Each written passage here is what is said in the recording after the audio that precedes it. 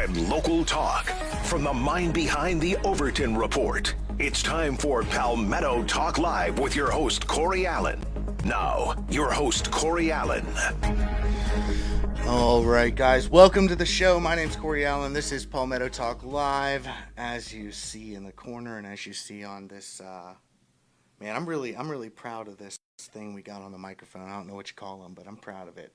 I like it. We've got a really good show for you today. We've got Wesley Donahue, who this morning Wes Donahue has been involved in South Carolina politics for quite a while. He's got a lot to say about the factional divide when it comes to the Freedom Caucus and the House Republicam Caucus. We're going to discuss that with him, and then later on we're going to have Fawn Pedalino, state representative from Clarendon. Some crazy stuff going on up there, but yeah. First things first, we're gonna talk to Wes Donahue. How's it going, man? Man, it's a beautiful day. Things are great. It's a really nice day out, that's for sure. Anyway, I was going to talk about I went to the fair yesterday, and that was fun. But I want to really just get into what happened this morning, because you made a post this morning. It's already it's getting picked up by a lot of people in South Carolina, and I think a lot of people.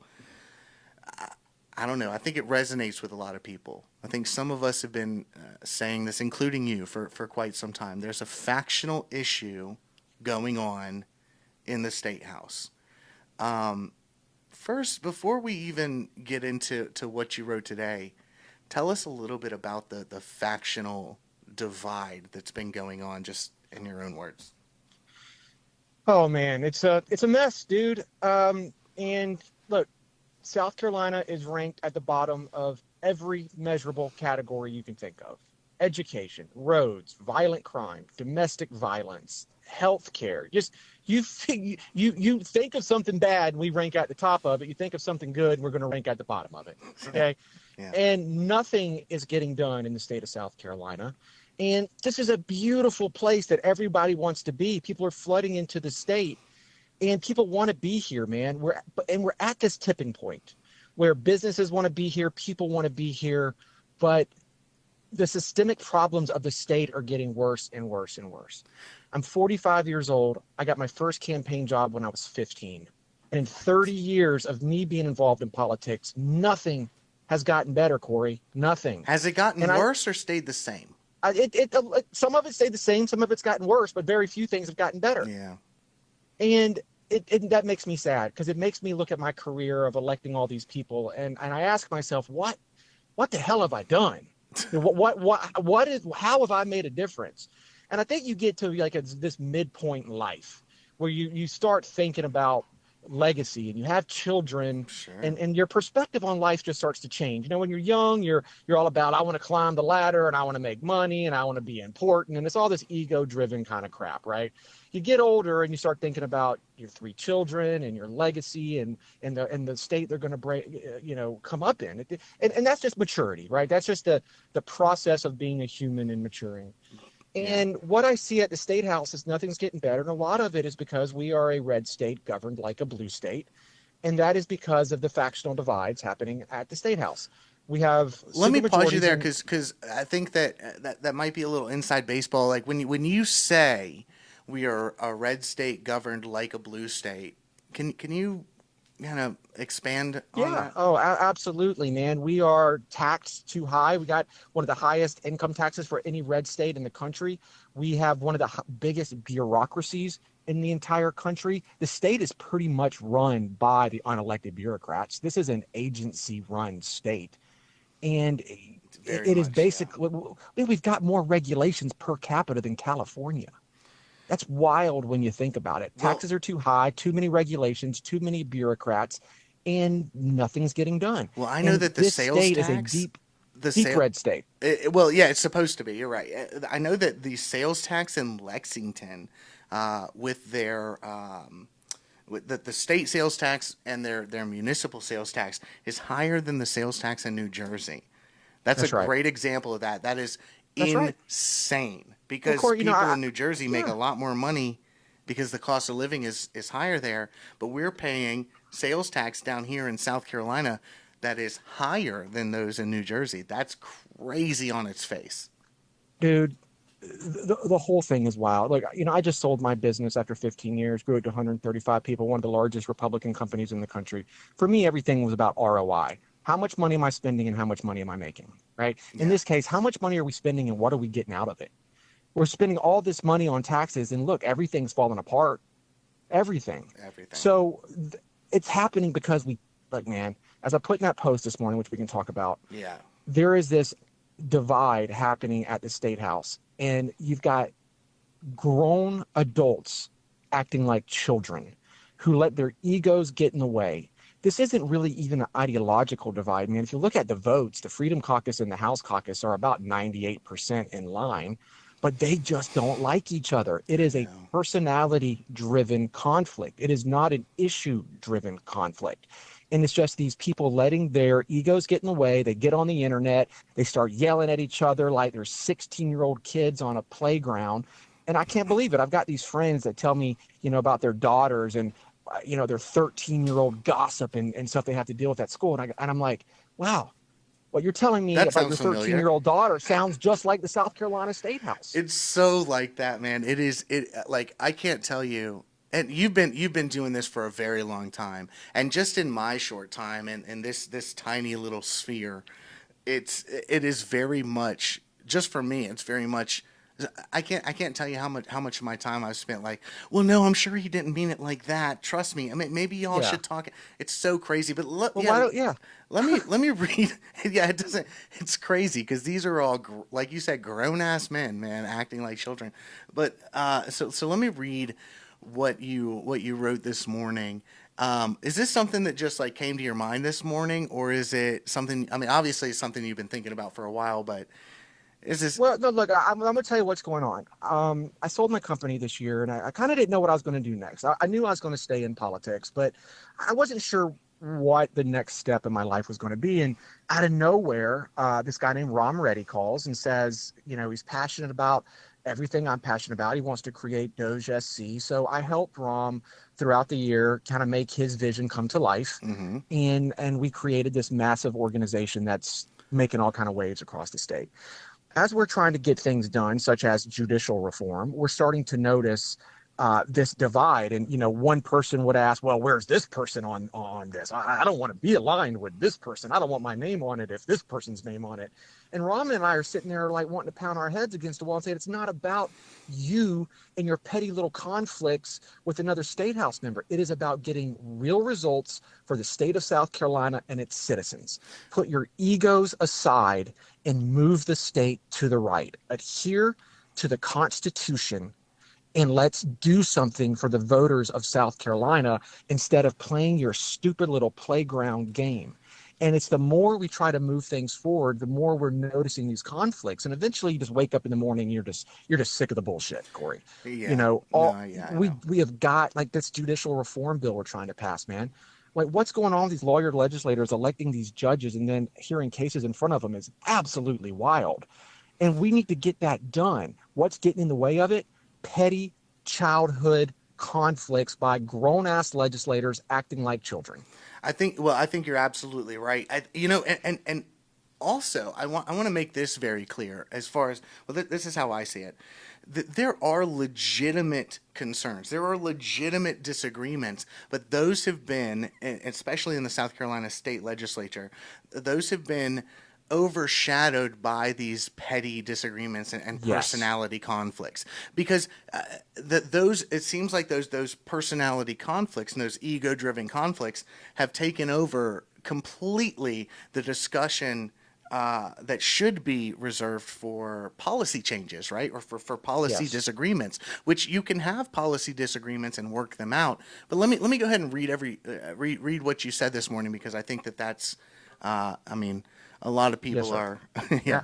So You said this. Let me tell you what's about to happen in South Carolina. A bold prediction from Wesley Donahue. In case Tuesday didn't make it clear, we are in the most anti-incumbent, anti-establishment environment of my lifetime. The Freedom Caucus will pick up more seats next June, despite the House Caucus spending millions of dollars trying to wrap R.J. May around their necks. The attacks won't work. By the next session, the Freedom Caucus will have 20-plus members. 2 years later, they will be approaching 25 to 30. We will be moving towards a three-party system where absolutely nothing gets done. South Carolina will continue to rank at the bottom of every measurable category. Its citizens will continue to suffer. To get anything done, the Republican House Caucus will start aligning itself with the Democrats so that it can get the votes. Democrats will get more leadership positions, and at this point, the state will take a sharp turn left. Eventually, the Freedom Caucus will get the numbers to take over the entire House, but not before a lot of damage is done to the state. I don't know how long this will take, maybe 8 years. What's getting in the way of the Freedom Caucus and House Caucus coming back together now? Believe it or not, it's not political ideology. It has nothing to do with the issues. They actually agree on 98% of the votes. It's ego. It's hatred. It's grown-ass adults acting like children.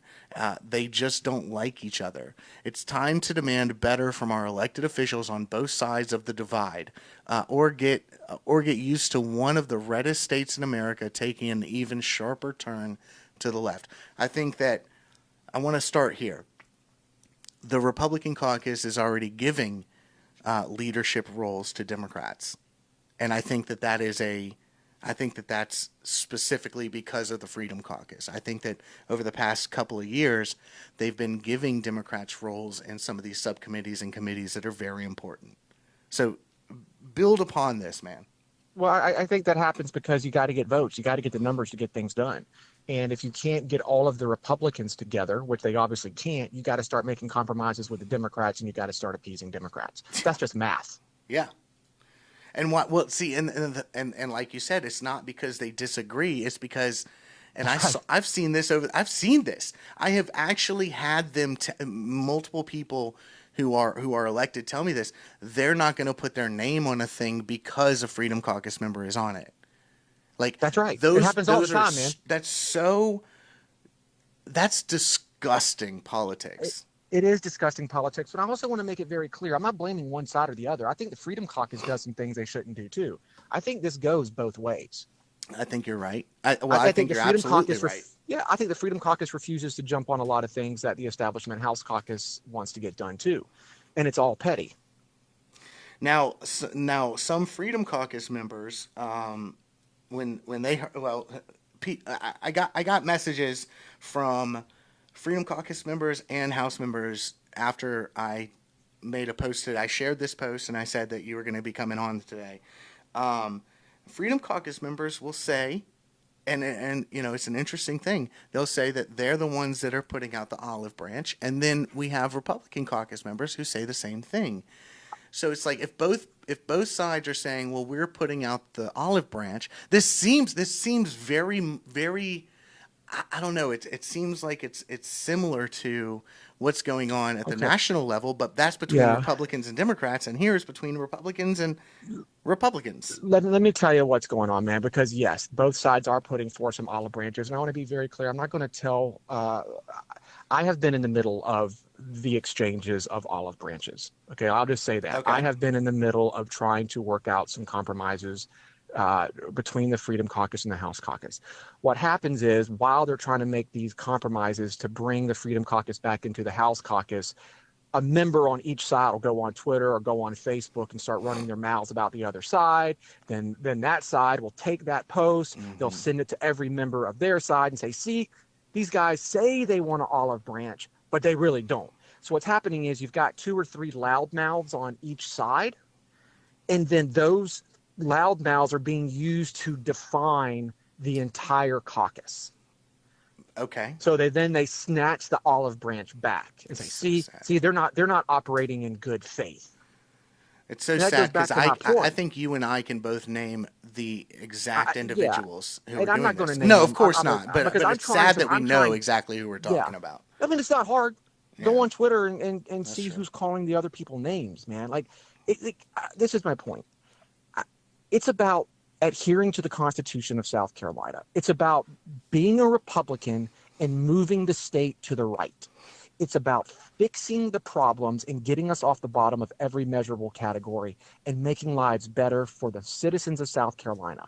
You can't, when you're an elected official, you have to put your ego aside. It's not about you anymore. You are irrelevant. It is about the people that you are representing. You are supposed to be their voice in a representative democracy. Your ego, and look, every human being has an ego. And every religion, from Christianity to Buddhism, is based on tamping down that ego and putting others ahead of yourself. Yes. It is a very hard thing to do, especially for a politician. But very rewarding. But very rewarding for humanity and for yourself personally when you start putting other people ahead of yourself. But too many of these politicians refuse to do that. So what do we do with those people, right? So I know, like, we don't want to necessarily call them out, but the thing is that when we don't end up calling them out, we get a Lindsey Graham, a lifelong, we get the worst of the worst if we don't take these people who are going on Twitter and social media in general and basically destroying any semblance of a discussion that can be had to kind of combine these people. If we don't call them out, then what do we expect? It's tough, man, because I think that any elected official should be able to call out policy difference and debate issues and say, I don't think this is right.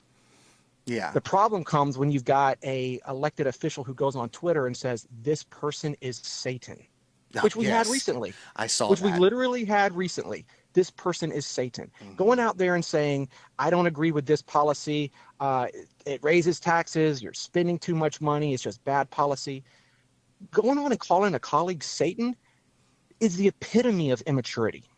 It is childish behavior, and it's wrong, and it's setting the state back.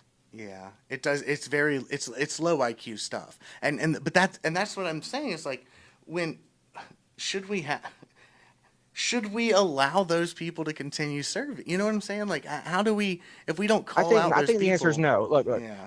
I will be very clear, and this has nothing to do with it, but look at what's going on with Nancy Mace right now. Yeah. And I've called her out a lot too. The moment an elected official puts themselves and their egos above the voters they are supposed to represent, they need to be voted out. It doesn't matter who it is. It doesn't matter how much you like them. It just doesn't matter. They have to go up there and do what's best for their people and shut the hell up on the other stuff.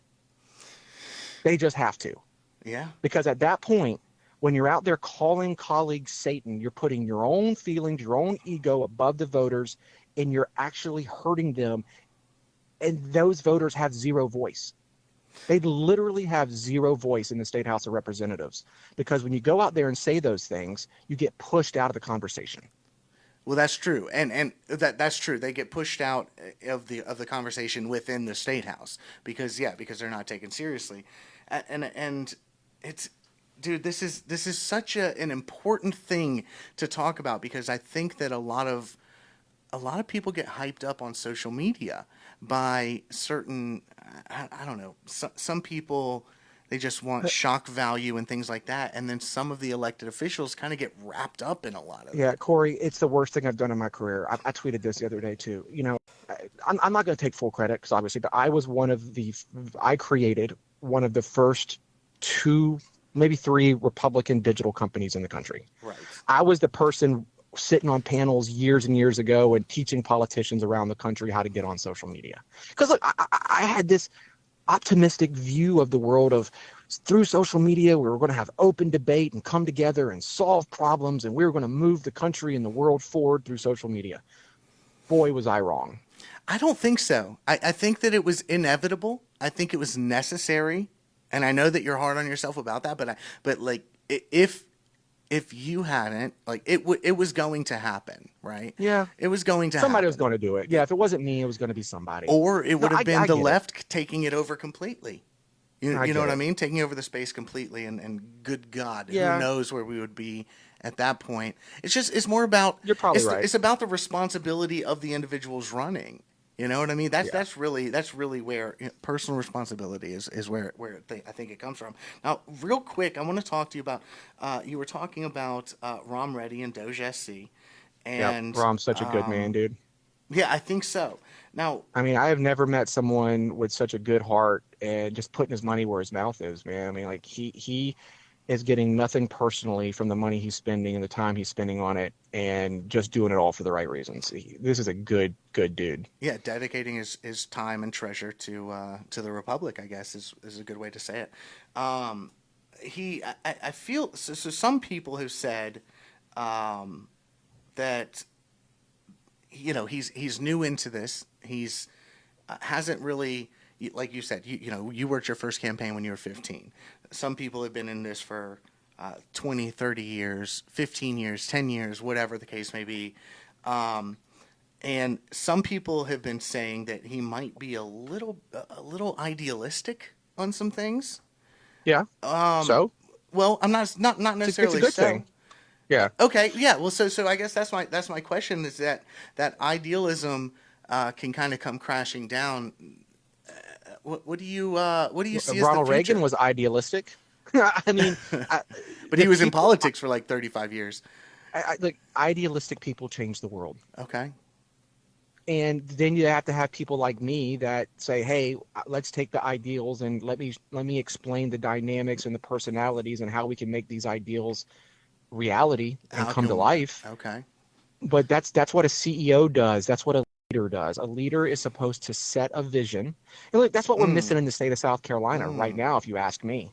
Look at even what Donald Trump's doing. Love him or not, but when he was running for office, he set a very clear vision of where he wanted to take the country. Right now, he is setting a very clear vision and saying, this is what we're going to do. And then when you set the vision, you communicate it to the people under you, Congress, the U.S. Senate, and then you hold them accountable to stay on the path. And they figure out the minutia. You tell the guys what way we're all rowing. That's what idealistic leaders are supposed to do. Set a vision, communicate the vision, hold people accountable to make the vision reality. That's what we're missing in South Carolina. You call it, idealism. I call it leadership. Okay. Well, I mean, I'm not, I wasn't using idealism in a negative term, but I get what you're saying. And, I think there's a lot of truth to that. I mean, it's like we want to, you had, I think John F. Kennedy is a great, kind of a good example of that. His idealism was like, we are going to get to the moon by 69, figure it out, and put in the right people to lead us to that end. So that's FDR, an interesting point. I haven't really thought FDR of it that way. Yeah, FDR is too liberal for my taste, but look what he did during the war, and he got the country back on track. Now I don't like, a lot of the issues now we have. Stemming from FDR, but it was an example of leadership. Yeah, well, that's the direction of that leadership or not. Well, right? that kind of points to the fact that it can be used. It can cause as many problems as it solves, right? So that's an interesting. But yeah, FDR. I mean, a lot of people say that he actually extended. The Depression with some of his things. But... Yeah, look, again, I'm not arguing the merits of the direction he led. I'm saying he set a vision for the company. Yes, I'm talking about the leadership skills he had, the leadership skills of JFK, the leadership skills of Ronald Reagan. Well, the way that Rom has been able to get so many people who have been so ego-driven over the past couple of years. Together, that's something that honestly before DOGE SC came around about 2 years ago, I was throwing my hands up. There's no way these guys are ever going to get together, but it does seem that he's been able to unite some people around some very important things that could be very positive changes for South Carolina. Well, for starters, he communicates a vision very well. But secondly, Rom cracks this joke all the time that he's the founder, president, and CEO of IDC, the I Don't Care Club. Rom genuinely doesn't give a shit about any of these personality conflicts. Yeah. Ron would go in and say, I care about what's right. I care about what's wrong. I care about what's ethical and moral and Christian. And I care about the Constitution. And I don't care about your little personality conflicts. I don't care about your games. I care about these things. And you're either on the right side or you're on the wrong side of these things.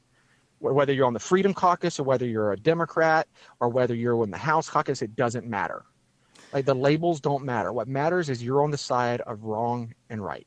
It does seem like they've the Freedom Caucus and the House Republican Caucus have needed a mediator, almost like a couples therapist for some time. Yes. It really is, because they are speaking past each other. They've been speaking past each other for a couple of years. They've been doing this, saying the same things but wanting them in different ways and wanting different silly languages, and they're talking past each other. Maybe he can be. Is he going to run for governor? He's trying. He's trying, but like in South Carolina, it's like you go to marriage counseling and then you leave and you start banging other people. All right, yeah. that's what's happening. That's South Carolina. Yeah, you're right. And Publicly. look, will he run for governor? I doubt it. I don't think Rom wants to be in elected office. I think Rom would consider running for elected office one day if he doesn't think anybody's stepping up to lead. Okay. But I don't think Rom. I don't think. I know for a fact that Rom doesn't have a desire to run for office. Rom doesn't really have that kind of an ego. And Rom also thinks, and like I don't like speaking for someone and saying like Rom thinks, but what Rom has told me is, he might be able to have more influence on the outside as, like you say, the marriage counselor. Frankly, I think Rom would be a phenomenal governor. I think we need a governor who sets a vision and leads. I'm sick of these governors coming in and making these excuses of it's a legislatively powerful state. Well, that doesn't matter. A leader can still lead and set a vision and tell us where we're going to take the state. Because if someone doesn't tell us where we're going to take the state, we're never going to get it there. Well, that's right. With that said, if I had to bet my portfolio on whether Rom would run for office, I definitely would not bet on him running for office. Okay, right on. Well, Wes, I appreciate you guys. Follow Wesley Donahue on Facebook, on Twitter. You see his name right here written down. You can just search him on Facebook or Twitter and or X, and you've been plugged into South Carolina politics for quite some time, and now you're really focusing in on helping just good people. That's nice that you get to actually pick. Man, I've been doing national politics for years. Last cycle alone, we helped get 3 U.S. senators elected and sold my company. And I just want to stay home with my kids and make this state a better place, man. That's it. Yeah, and just use your knowledge to help people when you can. I think or help good people when you can. I think that's honorable, man. I appreciate you coming on. I want to get Rom on again. So we'll talk. Yeah, he'll later. come on anytime, man. I know he will. Yeah, absolutely. He really likes you and listens to your show quite often. Awesome. People are sending him clips of your show like every day. Oh no. Okay, right. Okay, well I'll do better, I promise. All right, man. I All right, brother, man. Appreciate you. Keep up the good work. Yes, sir. Bye. All right, guys. That was Wesley Donahue, and there's a lot of stuff going on with the South Carolina Freedom Caucus and the House Caucus. We all know that. I mean, this is no secret. There's been and so much of it has been ego driven on either side. The thing is, and when I say ego driven, like it's very important that you understand. I'm not saying like, oh, this person has a huge ego, but so they're unwilling to compromise on anything. What I mean is, when somebody personally attacks you, and I think that a lot of people who listen to this show and a lot of people who are just out there, in your day-to-day personal lives, in your office politics, you might have somebody that you don't really like that kind of bruises your ego or makes a joke while you're in the boardroom and it kind of hits you and it hurts you. It's like that. But when you're in the public sphere, in the public realm, and that's on Twitter or on a Facebook post, and that gets 300 views, or you start getting messages from people you don't know because of it, imagine that feeling in your office politics, but multiply it by 1,000. Like it's not easy. It's not easy to take those types of critiques that are not really legitimate critiques. They're just trashing you, trying to bruise your ego. And we are humans. We have egos.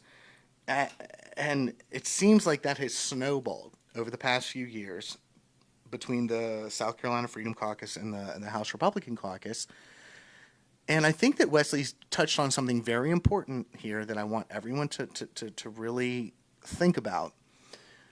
When those olive branches are handed out from one side to the other, or the other side to the one, somebody in the background who has a bruised ego, who hates the other caucus, whatever it may be, they go public and they start trashing and trashing the other people in the other caucus. And what that ends up doing is it causes a distrust between the olive branch negotiations. Do you see how that works? I think he touched on a very important point there. Anyway, we will be right back after these messages from our sponsors. When we come back, we're going to have Fawn Pedalino on. Crazy stuff has been happening in Clarendon School District. They were doing Trans Awareness Week in the school district. So after all this work, and then everybody got angry at the parents who came to the school board meeting who were saying, well, wait a second, this probably isn't the right thing to do. My child is 10 years old. I don't want them to necessarily be aware of grown-ass men who cut off their genitals and go into the women's restroom. I'm not really happy about Clarendon County schools celebrating something like that, and including my 10-year-old child in that whole situation. Anyway, we'll be back in 2 minutes after these messages from our sponsors. We'll catch you in a minute.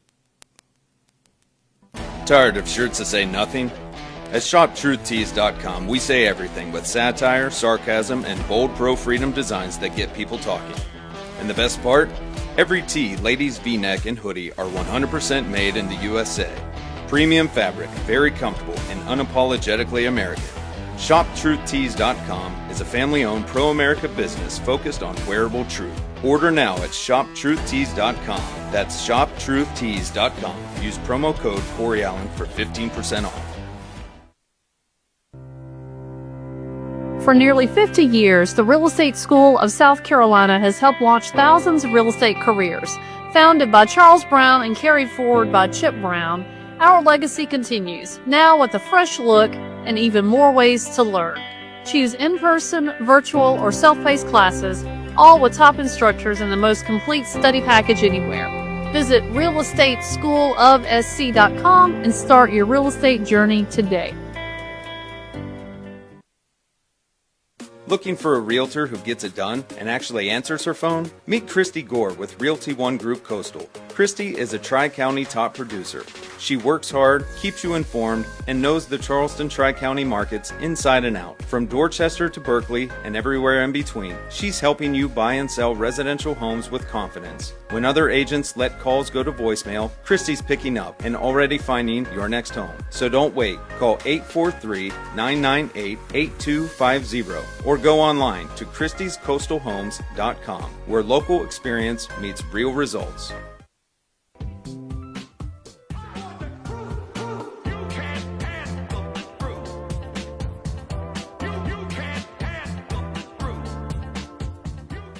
Live and local talk from the mind behind the Overton Report. It's time for Palmetto Talk Live with your host, Corey Allen. Now, your host, Corey Allen. All right, guys, we are back. We just had Wesley Donahue on for a good half hour, and I think that was a really good discussion. Remember, if you miss anything in the show, you can go back right after the show's done, and you can listen, and you can hear the whole thing. Share it with your friends, comment, like, all of that stuff really helps us reach more people. We are we are going to have Fawn Pedalino. She's joining us right now. How's it going, Fawn? Going good, Corey. How are you? I'm good. I want to. So state representative, Clarendon County.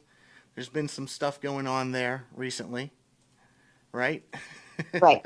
So I want to kind of tell people what has happened, and this is. I don't think we're at the end of this, but we are kind of far along in this situation. But basically, there was a CCSD parent and student portal put out this special celebrations in November, and it was sent to, well, the parents say it was sent to them in the portal. Administrators say it was not sent to them, but it was just sent to teachers, which I think makes it kind of worse.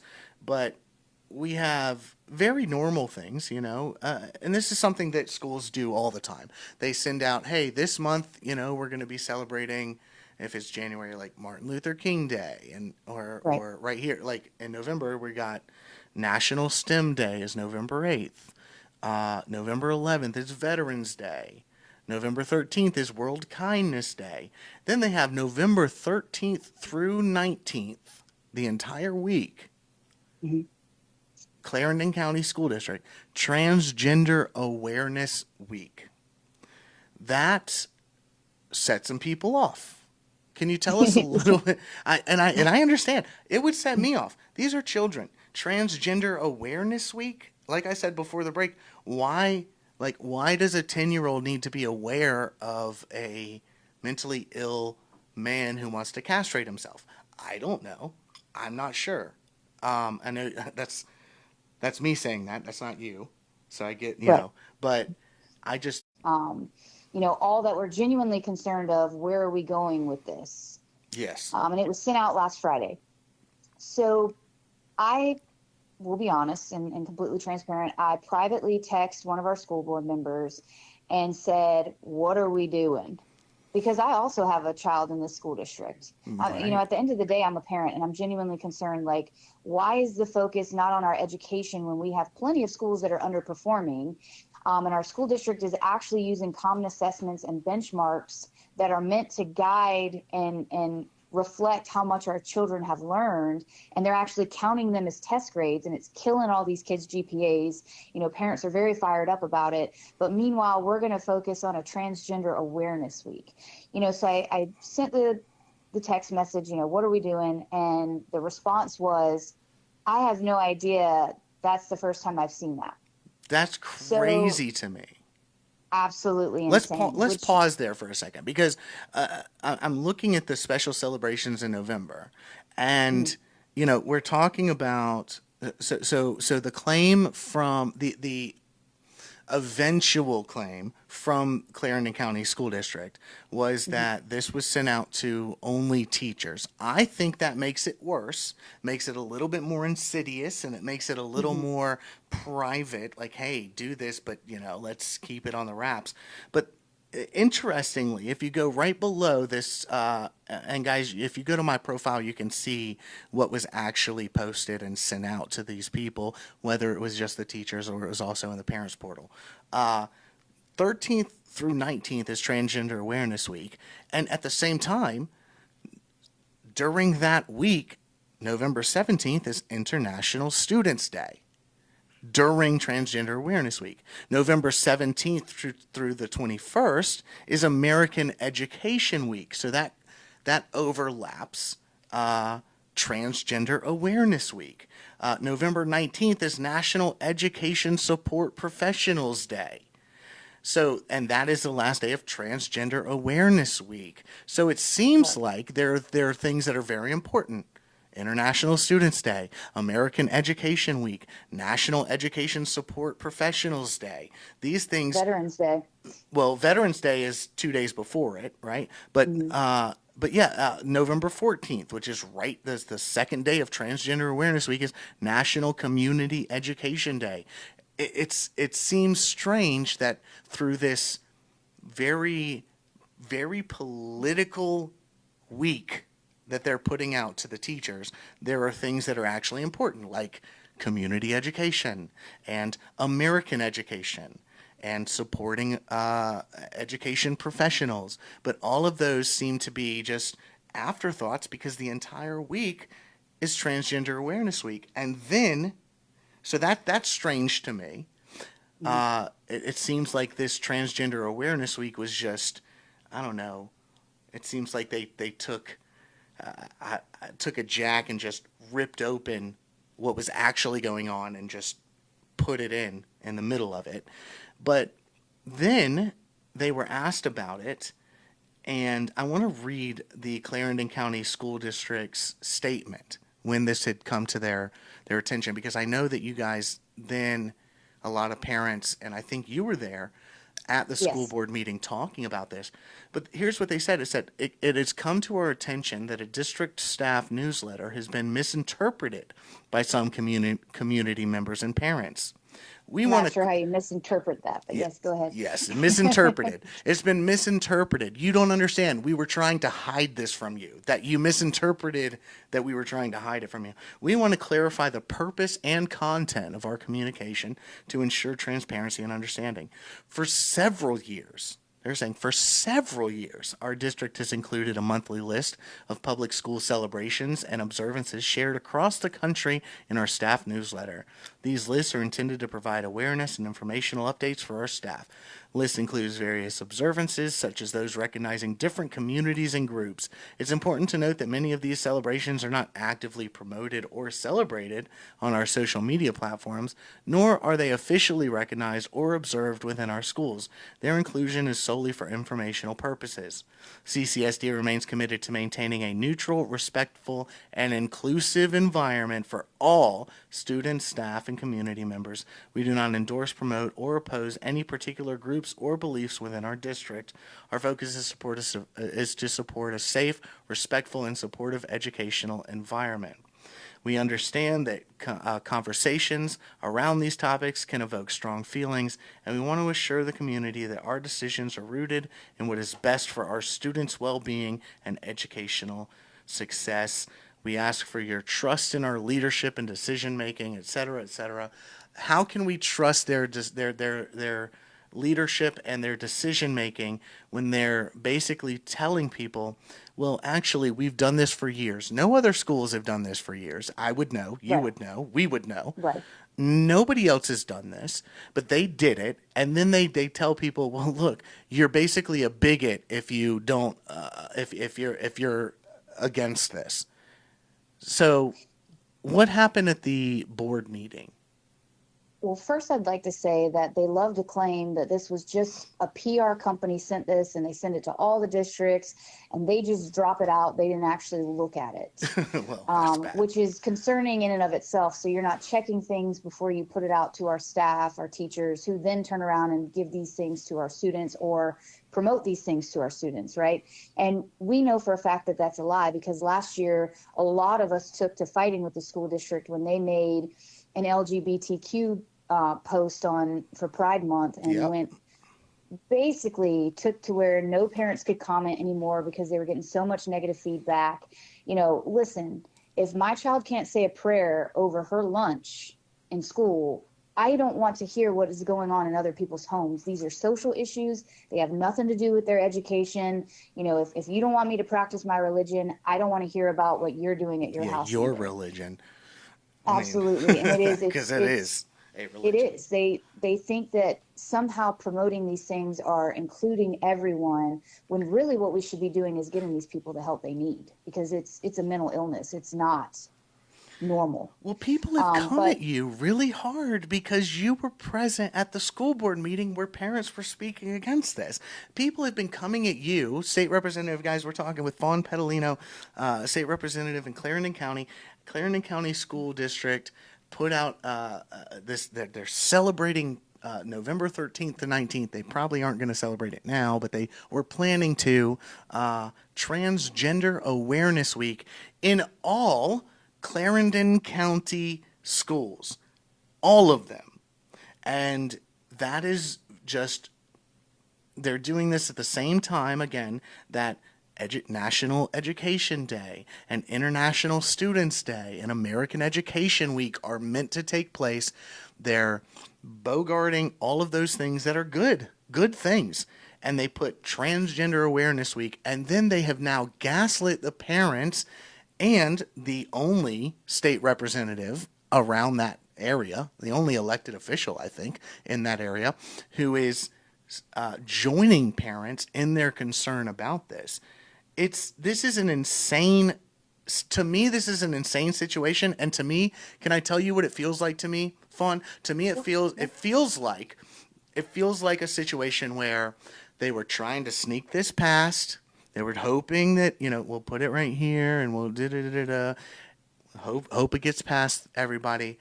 They got caught, and now they're trying to play the ignorance card. Oh, well, I do declare we had no idea that this was such a big issue. I swear we didn't know. And that's just nonsense. They know this is years in the making. Years Absolutely. in the making. Is that Absolutely? Do you think I'm right on? Do you think I'm on point here? I think they thought we're going to see if anybody calls it out, and if they don't, we're going to push it even further. And if they do, we're going to demonize them. And that's what it seems like they're doing. Oh, absolutely. They said that there was one post out there. Of course, he's with the Democratic Party locally, so of course he has his own agenda, but basically saying that, because most of the parents that showed up were of a specific background, that, it was some type of racial movement. And it's like, no, I will stand up for anybody's kids, because this has no place in our schools. I don't care what you look like, what your background is. At the end of the day, these kids deserve to just go to school, get an education, and come home and let their parents discuss social issues with them. And that is not what the school district wants to do, obviously. Leadership is obviously pushing this down through the teacher portal. Like I said, some parents said they did see it in the parent portal. Mm-hmm. So for me, this is obviously an agenda they're wanting to push, and this has nothing to do with race. This has everything to do with social agendas and letting these kids just be kids. It's so important what you just said, because the thing that brought this to my attention was it just popped up in my social media newsfeed. Thank God. But it was a guy, and we might be talking about the same person. I can't remember his name, but it was just a post, and he said that he was disgusted because the reason that he was disgusted with what happened at the school board meeting wasn't because people were speaking against Transgender Awareness Week, but it was because 90% of them were white. 90% of these people were at the school board meeting were white, and that disgusts me, is what this Democrat operative said. But this concept that the Democrats try and do this all the time. They try and make the trans issue a racial issue, but I'm very hard pressed to find any black families, especially black fathers, who are all in when it comes to trans ideology. They are just as against it as anybody, and it also. I commend you, because you're a Native American and you still let people call you white. You never use that card, and I commend you for that. But this is a situation where I would be like, "Excuse me, sir. I'm supposed to be on this land." Two important facts to that. Number one of the main reasons I don't use it is because I think people overplay that to begin with from all backgrounds. At the end of the day, I don't care what you look like. I don't care what your makeup is. I don't care where your family's from. If you're going to do right by me and lead the charge in this position, I'm going to be for you. And the second thing is, even when you put that out there, I literally have had somebody come to my defense. It wasn't even me. I didn't even say anything. And they said, have you seen her father? She's Native American. She's not white. And they said, that doesn't matter. They owe us reparations as well. And, that person was absolutely taken aback. And I said, you're not going to fix, certain people's mentality. And it doesn't matter what I look like. They're going to hate me because I'm not pushing the agenda they want me to push. They also, especially with me, they use, you're white passing, so it doesn't matter. They do that too. I don't know if you've ever had that one happen. You might as well be, is basically what they're saying. It's such a Right. crazy, I don't understand the racial dynamics. I don't understand the reasoning for it, especially when it comes to something so important like this. This is like, I don't understand how parents can be attacked in Clarendon County of all places. We are talking the heart of South Carolina.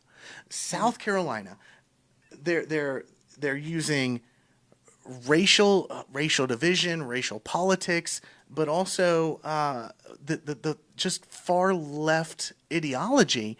I don't understand how that's been able to work so well against parents. I mean, in Loudoun County, Virginia, it cost the Democrats the governorship a few years ago because people were not taking this seriously. But down here, it seems to me, from what I've seen, at least on social media and what I'm talking to people about, it seems to me that the school board is not taking this seriously, and they are dismissing the concerns of parents and elected officials like yourself. And they're just saying, oh, come on, guys, it was a mistake. We didn't mean for you to see it. Not we didn't mean to put it out there. We didn't mean for you to see it. And people, it seems like, are taking that to be like, oh, okay, cool, no problem. That's what it seems like to me. Well, a lot of them that are trying to push a specific narrative have actually run with it a little bit further and said, we should have known better. They didn't mean for this. And now we believe that she was just trying to make a political stunt, like to get attention, to She, me, being you? She, me, yes. Wait, and you're trying to push this as if you wrote this and sent it out to all the teachers and some parents in Clarendon County? As if you, a state representative, did that? If you go to my Facebook, there I let it go on there because I have nothing to hide, but I actually had someone who tagged me and said that now I needed to apologize because it was never meant to get out. Oh. And that whoever the employee was that sent it to me, as if they know that only one person sent this to me and As that we opposed just had to this agenda, 24, that they needed to apologize as well. So that the school district shouldn't apologize for doing it. The elected official doing her job, the state representative doing her job, needs to apologize for speaking on it, for shining a flashlight. I'll tell you what, Fawn. For spreading misinformation is actually what she said. Misinformation? Yes. It's written. It's in black and white. What do they Right. mean? Misinformation is telling 10-year-olds that a boy can be a girl. That's misinformation. Dude, I don't want to say it. I am very confused by these people. I don't know. I appreciate you fighting this fight. You're one of the good ones in the State House, and I've said that repeatedly, and I'll continue saying it. I've never seen you back down from a fight, Fawn. Guys, you should definitely follow Fawn Pedalino. Thank you for having the guts to talk about this. I don't think many people would. I don't think I can maybe on one hand count out the number of people the number of State House representatives that I think would actually go to a school board meeting and do what you have done here on one hand. And that makes me sad. Well, I'll be honest, the argument for me was more so you wouldn't understand how many private calls that I get from staff, teachers, people from all walks of life in our school district that see what's going on. They are bullied by the administration. We had one instance where a teacher had a 4th and a 5th ELA class in the same hour bracket because they don't have enough teachers to actually host all of these classes. Because they treat them poorly. Because they're bleeding staff. Yeah. You're absolutely right. And so it breaks my heart, to hear these stories. And, these people, they're friends with some of these district leaders. And they say, I can't even go to them because I'm afraid they'll fire me. But then meanwhile, they're discussing, social issues, and they've actually hired a second PR position so that they can come back out and have talking points for when they do stupid stuff like this. why aren't we focused on education? Pause. And that really is my frustration. That is big. They've hired a second PR employee. Correct. Instead of hiring more teachers or making the school district more accessible and beneficial for teachers, they've hired a second PR person so that they can keep doing the same nonsense that they've been doing, but make it look better to the public. That tells you everything you need to know. Clarendon County School District is, it's only recently been elected, right? I mean, this isn't. That there are some major things that need to happen there, major reforms, I think. Right? I think we are slowly opening the eyes of the board members that do want to see a positive change, that ran for the right reasons. One of the big things that had their hands tied was that this will blow your mind. So when the election was on Tuesday in November of last year, our school board meetings are usually on a Monday night. They moved the meeting to Wednesday night after the election to be able to gauge how many seats flipped. And then they extended the superintendent's contract. And they also have a clause in there that says there has to be a supermajority vote of 6 out of 9 members to get rid of him. However, is dangerous stuff, man.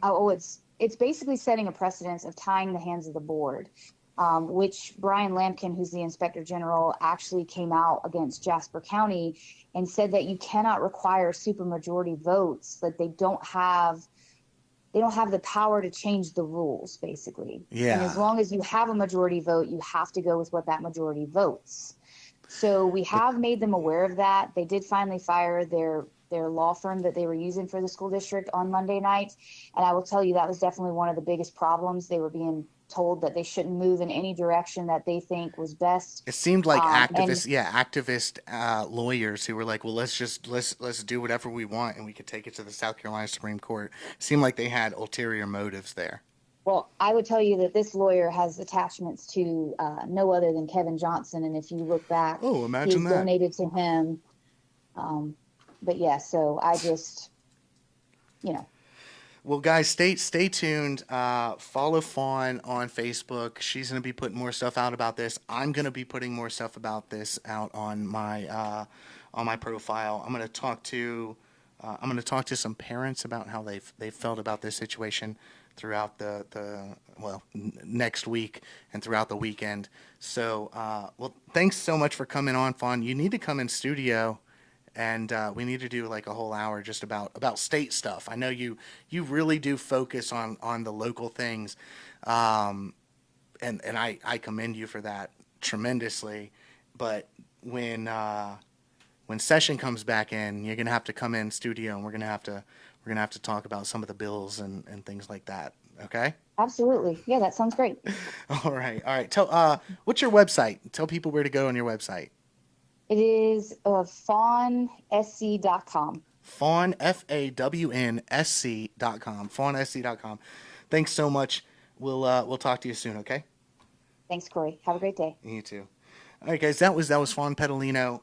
This last segment was brought to you by ShopTruthTees.com. That's ShopTruthTees.com, based right there in Lexington, South Carolina. We're gonna be talking with the owners here pretty soon. Talk about what made them decide they wanted to make American-made T-shirts, V-necks, and hoodies.